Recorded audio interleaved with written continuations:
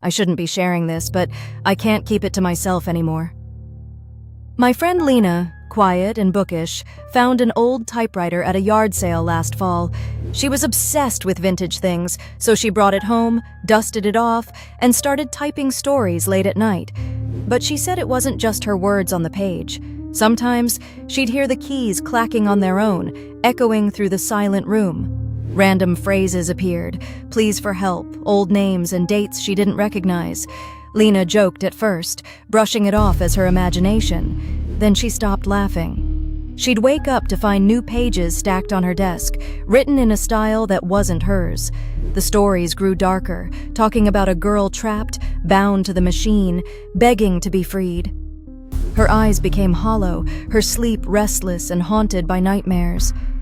She called me one night, voice shaking, whispering that the typewriter wouldn't let her stop, that it was alive.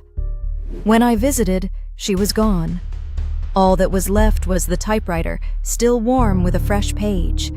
Another story begins. I swear sometimes I hear the clacking in my dreams. I think it's waiting for someone new.